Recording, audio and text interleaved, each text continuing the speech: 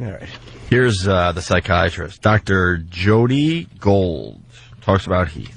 How easy is it to overdose on sleeping pills? And we've been talking about Ambien. But How easy it? How?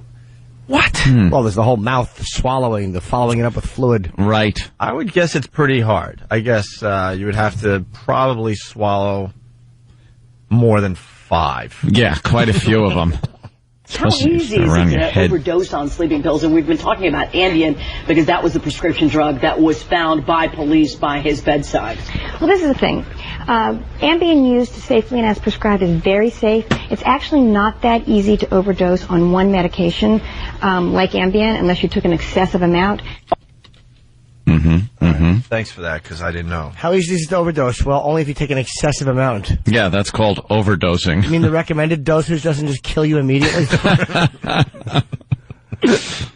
I can't get enough of this stuff. I love, picking apart this crap. It's just my favorite thing to do in the world now. Yeah, we got T.J. Miller coming in to promote his Letterman appearance. Of course, one of the stars of Cloverfield. We got J.J. Abrams, the producer of Cloverfield, calling in tomorrow. And the great Ronnie B. to discuss Cloverfield tomorrow. Great. Also, we live in a time where sleeping pills and just pills in general are just so accessible for everybody. There's a pill to solve everybody's sort of myriad of situations. Is there? So, how does a parent kind of need to buy a talk car. to a kid about this? Pill for that? Why do they always have to go to the, how does a parent talk to their child about this scenario? You don't. I know. If you want to know how a parent should talk to a kid, why do they point you to Queen Ifrica's homepage? Kind of talk to a kid about this. So what we have to do is, first of all, what this brings to light is that these medications are safe when they're taken as prescribed. They should never be taken not as prescribed. So that's the first message to send to kids and to adults. The second message is that we can't solve everything. Wait, is it important to tell kids to take medicine as prescribed? Is that the bombshell she released? Yes. Wouldn't that be the responsibility of the parent? How did they get the skinny on this? Yeah, it's like you're handing pills, a bottle of pills to your 4-year-old and going, make sure you read the instructions. Yeah. Why is there so much before you self-medicate? There's so much stress on how to talk to children because parents are they that dumb and bad at they don't know how to talk to their own kids? Yes. Yeah. I say, unless, of course, you're from Jamaica. Daddy, don't touch me there. It's not going to help me deal with the death of Heath Ledger. John in Boston. I want to talk to this psychologist, though, because... we got her? Yeah, I mean, there's so much going on with this Heath Ledger thing. It's gotten kind of... it's upsetting to a whole bunch of people. Hi, Jodi? Yes. Dr. Jodi Gold, this is the Opie and Anthony Show. Hi. I'm sure you're getting a lot of interview requests today on this Heath Ledger thing. Yeah, we are, unfortunately. Yeah, it's tragic news when we all heard it late last night and this morning. How would you have the parents deal with the children during this tough time, really? That's really the hardest question, because this is not a guy... Yeah. This was not a guy that we expected this from. He wasn't on the top 5 lists of people this would happen to. Right. So I think that's the problem. The other issue is that this guy, his persona, whether it was true or not, was that the guy next door. Yeah. He was the guy that kept to himself. Yeah. And I think that kids and families need to understand that just because you're not Lindsay and Brittany and you're not, engaging in self-destructive behavior all the time, doesn't mean that you're not hurting. Right. And well, let me ask you, not to interrupt, but are they saying now that it was the idea that it was a suicide was at first poo-pooed by the family, and then other people are speculating that it may be. Your sounded despondent. Yeah, was it a purposeful thing, or was it just an accidental overdose? I mean, please. Well, this is the thing. It's too early to know. It's all speculative. Right, more investigation. Yeah, sure. Yeah, I'm keeping more to come later today, probably. I'm thinking, Exactly. I'm hoping that it wasn't suicide. What we do know is that he was hurting. I mean, that's something that was public. Yes. What would indicate that, probably? What would you think? Because I've heard just the opposite, but I could be wrong. Would it be the nudeness that is an indication, or...? I'm sorry, the what? The nudity. He was found nude. Yeah, is that an indication of depression, with pills mixed in? No, absolutely not. I think you could sleep in the nude and not be depressed. But what would the nude thing implicate? in this situation with Heath Ledger's passing? I think that clearly he wasn't. What we know is that he wasn't in his right, and he wasn't thinking clearly when this happened. We know he was struggling a little bit with insomnia. I think that's the kind of stuff we know. Is it easier to sleep in the nude if you have insomnia? Honestly, I don't know. Excuse me, Doctor. On that one? Dr. Gold, this is a serious subject. We really don't want any laughter. Thank you. I agree. This is very serious. Yes. I don't know. Our listeners get a little. They've been calling in just in sorrow and tears. Some of them to the show, and I don't think the laughter is appropriate. Now, the nudity, is that part of this overdosing? A lot of people that have overdosed, John Belushi, Marilyn Monroe, have been found in the nude. Why is this nudity such an issue with this type of thing? I don't think it is. I actually think that it's the kind of thing that people like to report on, and I actually think that it does take away from the gravity of the situation. Thank you. Yeah, that's what we've been saying all morning. We've been saying that. What's focusing on the fact that he was naked. No need to bring that up is what I'm saying. I don't think we should be talking about it. Right. I'm saying no need to bring it up. Of course. Yeah. Doc, I don't think we need to bring it up. I agree 100%. Will shockwaves be felt through the community? I'm sorry, what did you say? Will shockwaves be felt through the community? Yeah, I think so. I mean, I think that people are feeling very sad. Now, you said earlier that he wasn't in the top 5 of people this would happen to. Is there an actual top 5 list? Good question. I guess Britney Spears would be in the top 5. Yeah, I think the celebrities that have self-injurious behavior, and self-destructive behavior that we read about all the time, are the people that we would expect, unfortunately. Right. Who would be in your top 5? Well, I think that I don't want to conjecture on whom I'm hoping that none of these people exactly would ever attempt suicide. From your mouth, give a list who I think might. I think that go ahead. Yeah, go ahead, Dr. Jodi. I think that the general public expects more that these people that are in the news all the time are the people that this will happen to. Yes. So I think this is really scary. So I think Thank you, Alan Alda. Like I think Heath Ledger felt like your next door neighbor, your son, your boyfriend. Did. He really did. From the people I've spoken to, there's a great attachment, especially in this the Big Apple. Here in New York City for this young man, and it's just tragic. And Dr. Jodi Gold, Anthony, who was just speaking, he's been sharing his connection with Heath Ledger all morning long. Actually, I did telling that terrific story that you told a couple times this morning. I had a girlfriend, an ex-girlfriend, actually, that knew a gentleman that dated the woman Michelle, that is the mother of his baby. So I feel especially close to the situation in that way, that I even had any connection to it. And she'd walk by the apartment all the time, and she said it was always like kind of neat and stuff on the outside, and it's just so unexpected. Clean people. That's what makes it so tragic. So tragic, so nude and so I think tragic. That's why we're feeling shockwaves, because he was the guy next door. And we're all afraid this is going to happen. I think that for kids, though, they need to know that you can be suffering and you can be keeping to yourself, and you can be isolated or anxious, and you still despite having millions. And we have Jim C., the medical examiner here, just speculating on how can you tell the difference between a suicide and an unintentional overdose? Because a suicide is done by accident. Well, it wouldn't have been, Jim C. It would have been... it was murder. Well, whoever sold him the pills, it was murder. Well, now that is another problem. Doctors that prescribe a lot of pills for people, and it's tantamount to murder. Well, Jim C., I don't see that, but do you not agree, doctor? Do you agree that these doctors are maybe prescribing too many pills for people these days? I think that the pills, when taken as prescribed, are very safe. Yes. Doctor, thank you, Jim C. Can we have you for a couple more minutes, because we've been discussing this all morning, and we got a lot of our listeners with serious questions about this issue. Yeah. Sure, if I can be of help, I'm happy to stay. Are you trying to tell me that you think that these doctors shouldn't be charged with murder? No, Jim C. A lot of times, the people, for some reason, are given these drugs. when there may not be a reason for so many of these drugs to be prescribed? Well, I think that if you're going to a good mental health professional, a good physician, yes, it's evaluated appropriately, there is a place and a time for sleep aids and for antidepressants. Yeah. I think the problem is when they're mixed or they're used inappropriately, and I want to be really clear about that. Yeah. So there's millions of people on these medications, and they're safe, and they're very effective when used appropriately. Now, have you heard any more about this issue of pneumonia, perhaps, contributing?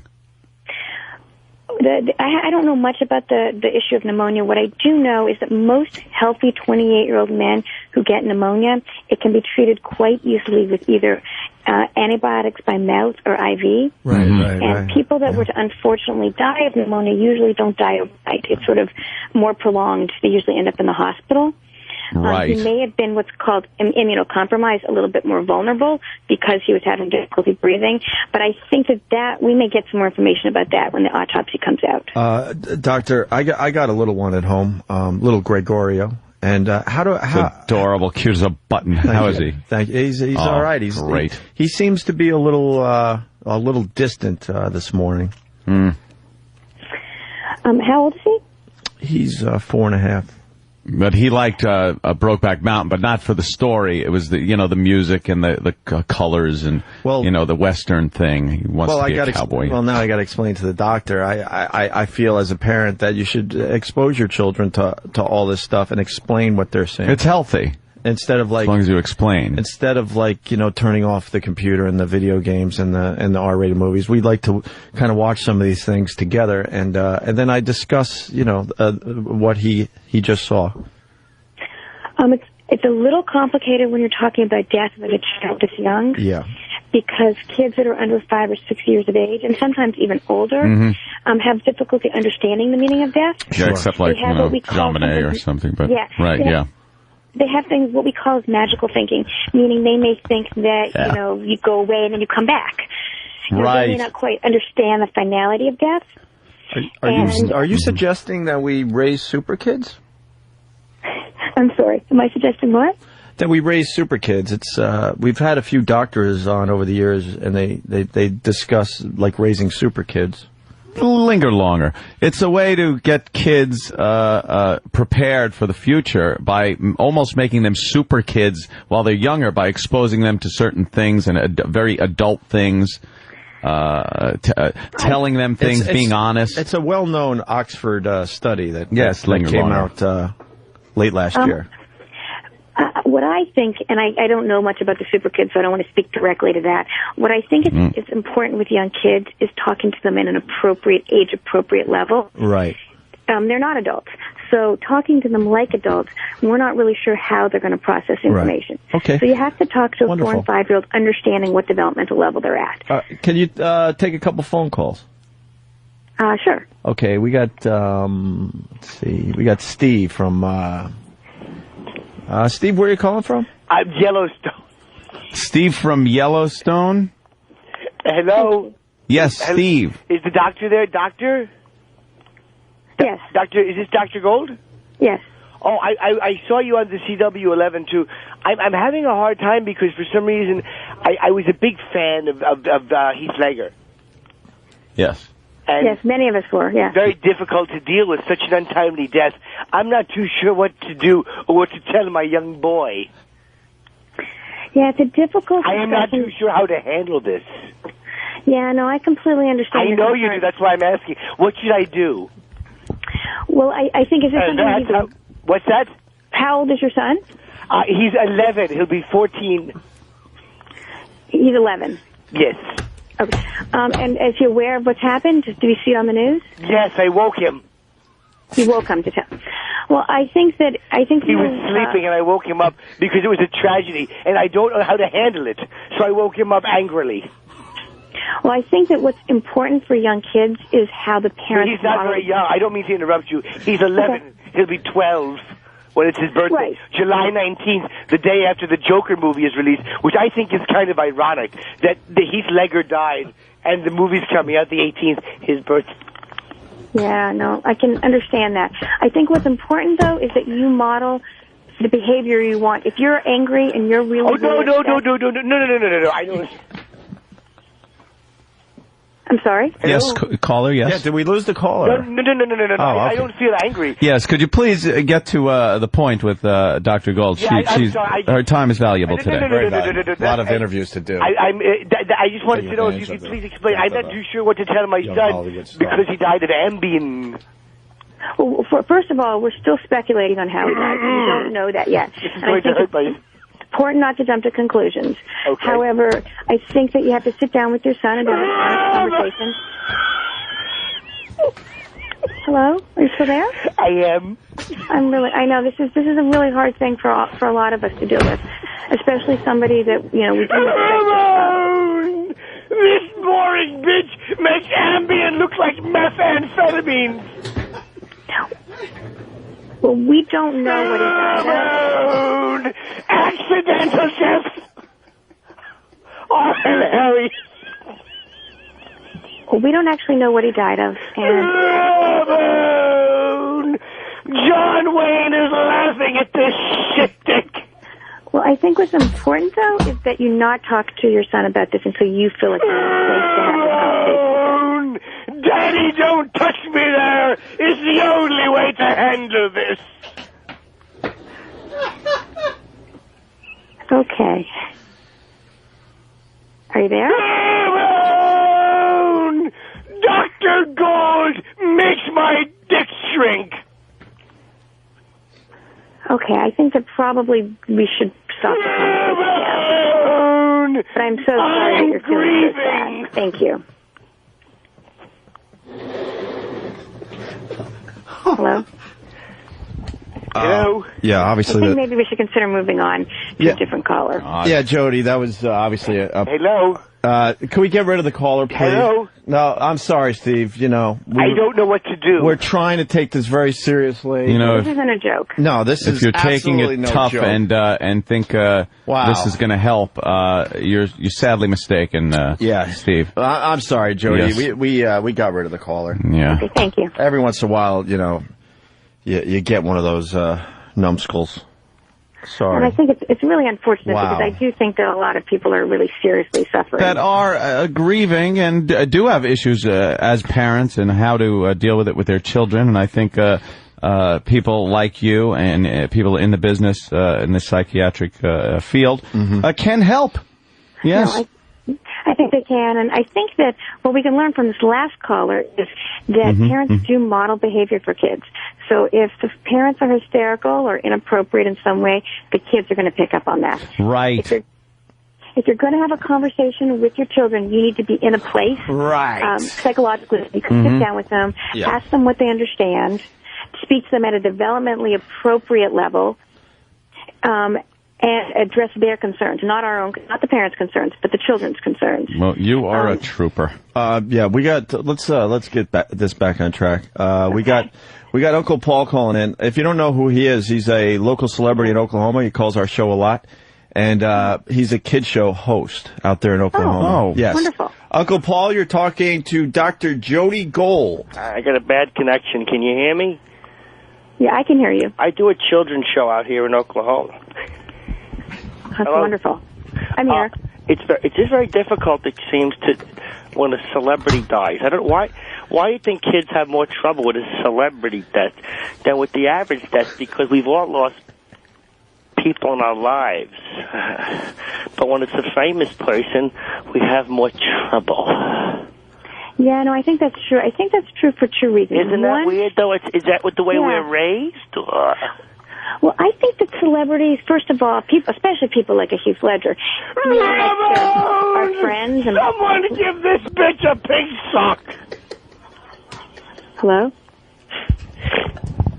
Hello? Here. I'm right here. Okay. So, I think that celebrities like Heath Ledger feel like part of our family. We hear about them all the time. Only tell your children if you have an erection. Okay. I really don't. I think this guy. Huh? Oh my God. Yeah, I think that this guy needs to be put off.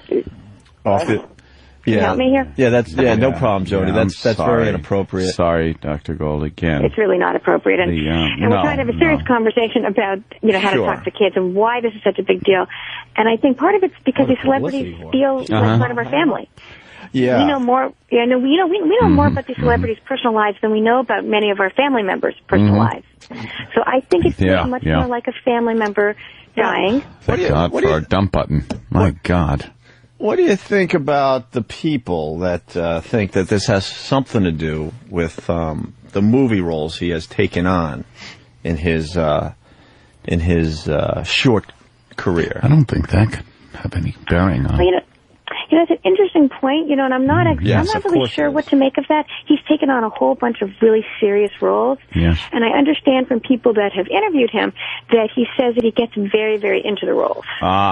Yeah, which was very disturbing, knowing that he was the star of Brokeback Mountain, if you know what I mean. Well, I don't mean that they emulate the behavior in any way. I just think that in order to get into a character, and he clearly took his work very seriously, sometimes they, Do you think this proves that God doesn't like, the homosexual? No, I don't think so at all. No, that's I read an article that appeared in the Houston Gazette. You're playing the devil's advocate here now, I'm sure. It was it was an editorial, and they were discussing God's role in the death of Heath Ledger. Let's go to Roland, right here from New York. Roland would like to talk to Dr. Gold. Roland, you're on. Roland. Hello. Hi, Roland. Yes, Roland. Hi. Yeah, I'm listening. It seems why is there so much attention being paid to a famous person? Like, why? How come we don't care for each other? That's a very good question. Yeah, it's a really good point. I mean, we should care about each other as much as we care about this. I have to agree with you. I think that what we can learn from this is that it increases awareness. About what, though? I'm not sure about what, because I'm very careful. Well, I think some of it's going to depend on, as we further understand what happened. But Travis's dog licks my balls! He keeps on coming back, this guy. Oh, my gosh. I pulled a quarter out of Heath Ledger's cold buttocks! Well, maybe we can, time to cut this guy off. We could cut that guy off. Doctor. Yes, perhaps, Doctor, maybe we could try this again some other time. Our phones, it's ridiculous with this gentleman calling in. Yeah, we're in the middle of a radio war with NPR, and they're sending their people our way. Yeah, today I want to apologize. Yeah, I want to apologize for that. But thank you. But you gave us a lot of insight today. I must say. Absolutely. Well, I appreciate it. And if I can be of help, any more help, please let me know. Oh, thank you so much, Dr. Gold. Any other interviews today? I'm sure you're a very busy gal. Well, I think that there may be later on. Yeah. We'll see what happens. Sorry about that. That happens. A guy calls once in a while. We apologize. Oh, I know. Yeah. No, it's okay. But I know that's a fun show, but you also have to remember. You got to take the serious with the serious, and you got to take the silly. I was talking, but go. You go right ahead. Sorry, I didn't mean to actually chime in. Right, it's about you. Go ahead. Go. I'm sorry? No, I mean, I'm saying I think you got to take the serious with the serious, and you got to separate the silly with the silly. Sure. And a lot of times, go right ahead. You jump in. Yeah. Yeah. I mean, I think having a little bit of silliness, that's one of the ways we deal with trauma and we deal with bereavement, is that sometimes a little bit of humor is appropriate. You just reiterate and steal it, make it your point. Go ahead. Speaking of the humor, Dr. Jodi Gold, can you apologize to our listeners that might have been offended when you kind of laughed when we were talking about the Absolutely. death of I think you all embarrassed me a little bit, and I wasn't expecting that, and I didn't expect to speak about the nudity, so I do apologize if anybody was offended. But I think what's important is not to emphasize that. Do you take full responsibility for your actions? Of course she does. She's a doctor psychiatry. Yeah. Anyway, I think this is quite a serious very serious subject. Extremely. I mean, joking aside, I couldn't think of anything more serious than this. Especially the accidental death of someone, and what happens is the fact that our economy is completely collapsing, and this is getting more coverage. This is very important. We think that a lot of time what happens is that when a celebrity dies, the public tends to take it more seriously than the actual problem itself. Right. And it seems like the awareness is only brought because of the celebrity as opposed to the problem. Yep. Yeah, I think that you want to talk? Okay, go ahead. I wasn't quite finished, but go ahead. Oh, I'm sorry. No, it's go fine. ahead and Yeah, that's fine, because who cares about me, right? Not about me. I think it's just important to take. Look, obviously we're all on edge, you know. Yeah, no, I Jimmy, understand. you know, and she's trying to help us out here. It's upsetting in the sense that, like, you know, you like a guy, you follow his career, right? And you know, it's almost like I don't know why we separate the celebrity from ourselves. Sure, but we do. It's a natural thing. And then you find yourself, like, in this helpless position of, like, this guy who I really enjoyed, and I loved his work, and he made me laugh, he made me cry, blah, blah, blah, blah, blah. All of a sudden, he's gone. And it's kind of frustrating that it had to happen so senselessly at such a young age. No, I agree. And we should take all of these things seriously. All right, I didn't mean to actually start... go ahead. No, it's all right. I tend to pause a lot. Doc, but, Doc, that was your fault there. I guess you don't really know the show, but Jimmy has a way of expressing himself where he does pause for dramatic effect, and you kind of step all over. No, that's all right. I mean, I know it's not to be disrespectful, but I'm actually in a weird thing with this, and you just, you know, I'm just kind of trying to, like, get something out there, and you're kind of running through a roughshod. I think everybody's feeling a little weird today with this whole thing. It's kind of a depressing day. I know we had the idiotic calls, but that guy does it every time we have an interview, so there's never going to be. Yeah. Yeah, I apologize if I'm interrupting you. Would you like me to continue? Or do no, absolutely. I want to hear your opinion, but I want this to be a back and forth as opposed to a soliloquy. Okay. No, my thing about celebrity is we tend to.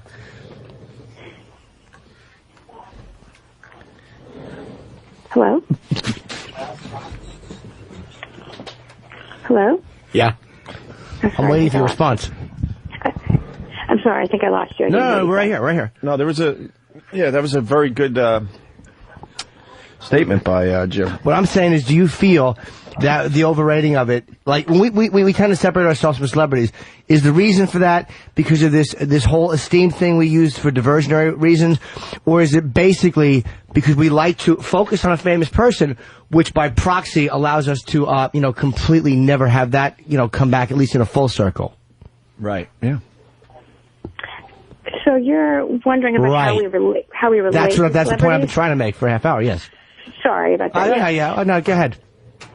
I do think that we overly relate to celebrities.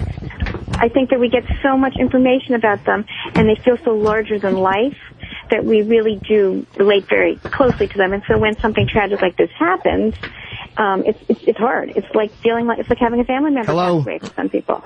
I'm doing a radio interview, you cunt. Sorry.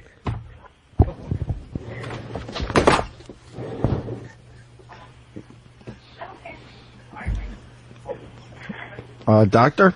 Yes. I'm here. Yeah, it seems that... stupid girlfriend calls in the middle of the show. She knows I'm on the air. Your girlfriend calls during the show? Always, to get her stupid questions in. Okay. Yeah, they feel like they're part of the show. It's kind of awkward. Ask you this, ask you that. Shut up. Ask yourself, bitch. But the answer to the last question was not heard by our listeners, because I don't know what happened, but we seem to have lost you for about 15, 20 seconds there. Okay, do you want me to repeat it? Sure, yeah. Okay. Do you have a book out or something like that, too? Because you obviously know what you're talking about. I appreciate that. I don't have a book out. I'm saying that I think that with celebrities, we learn so much. Yes, we know. We got to that already. The next point. Oh, the next point. But it's feeling like our family members passed away because they're so close to us. Hello? I don't know if that's the truth, though. Hello? Hello? Hello? I'm here. What happened? Are you on a cell phone? I'm on a cell phone, yeah. Oh, okay. that mug is cutting in and out. Yeah, start. What was the last thing we heard? I heard something. It was something about I'm sorry and then family, and we have a tendency to not. Right. Okay. Yeah. I think that because we care so much about the celebrities and we know so much about their personal lives, that they become for many people like family. So when something tragic happens, it feels like for some people that a family member died. True. Hello? And Hello? What the hell's going on? Are you still hearing me? Or am I going in and out? We were hearing like every other word that time. Okay. I'll try to project more. I think that what I was saying was about how celebrities become to feel like family members to us because we know so much about them. Can you hear her? And they're larger than life. Oh. And you getting her? I was, but... What happened? I don't know. I'm going to walk away and speak. Hello? Hi, I'm here. Well, yeah, maybe you're in a... Are you in one of those... Because my carrier is crazy, and it's like... There's certain sections where it just drops out. I can kind of... You're saying something... I know you're raising a very good point about family and how we feel like we've lost a family member. Yes, I think that because we know so much about them and they feel so much more larger than life, that they feel like family members. Yeah. And so when they die, and it becomes very tragic. And the fact that we treat them as larger than life, it feels even more tragic because we feel like they're invincible and nothing can happen to them. Yeah. You hear that? Oh, my God. My coffee went down the wrong way. Yeah, so that's very interesting, Doc. But why do we not associate our fellow citizens in the same thing? Is it because I mean, again, I'm not knocking the age of celebrity. I mean, I love a good celebrity thing. But to watch the media outside, I mean, it's just enough to make your balls crawl. I have to agree with you on that one. I think it's unfortunate the amount of publicity that these kinds of things get. And I'm not always sure that it's helpful. And I'm not sure that it always respects the privacy of the family. Right. But I think that's sort of reflective of a lot of these celebrities' lives. They die in the way they lived. No one respected their privacy. And when they die, no one respects their privacy. Yeah. Yeah, that's, I think that's what you sign up for, though, Doc, you know? Yep. Yeah, but it's about... You buy a ticket on this ride, you know? Oh, you sure do. I mean, there's no victims, only volunteers.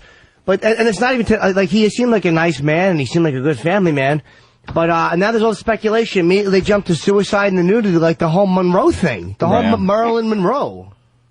Yeah, do you see a comparison with Marilyn Monroe? Yeah. I think there's a good... Yeah. I think that that's what I want us not to do, is to jump to conclusions, because we are still completely speculating about all of this. I know. That's what I was... Well, let me ask you a question. If he was not as famous, do you think?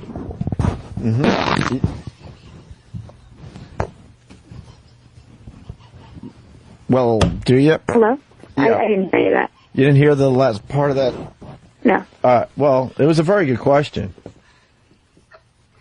Can you repeat it? Would it have been as big a deal?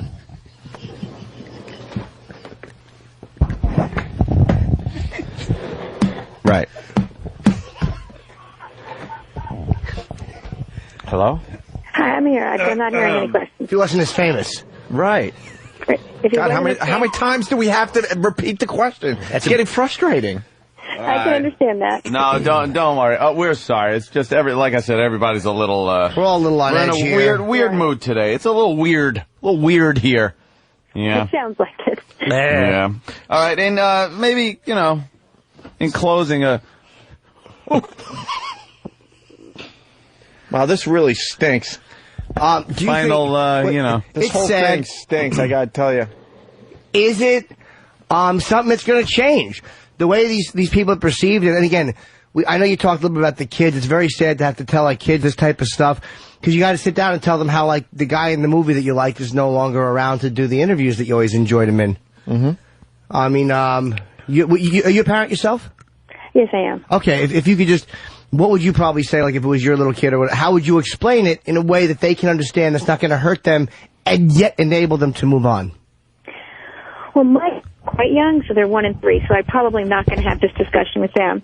But with kids that are a little bit older and that really understand what's going on and are seeing it on the news, I would sit down with them, and first I would ask them what they've heard and what they know. I wouldn't, and then go with that, and then help them to understand that sometimes very sad and tragic things do happen, and help them to understand that he's not coming back. Again, I think it really depends on how old the child is you're talking to, but I think giving the child a place to sit and talk with a parent that's calm and willing to listen is really important. Are you guys still there?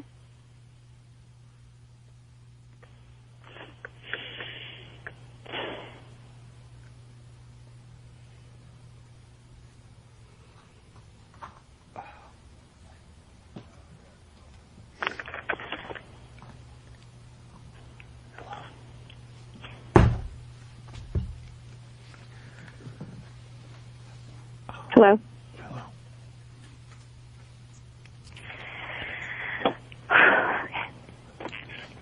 Hello.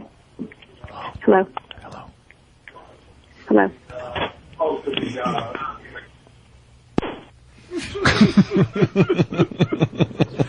Okay. That was fucking brutal. Oh, was that brutal? Hey, look. She seems like a nice enough lady. She certainly does. But, I mean, come on. Wow. On the news to talk about to the kids. How could you be honestly tolerating that nonsense? You should have hung up immediately. My favorite part, the Jimmy farts, and when you can't talk, trying to do Ramon. I almost laughed at stupid Steve from Yellowstone. I haven't done that in a year. She thought you were like tearing up or something. Like she heard you go. Oh.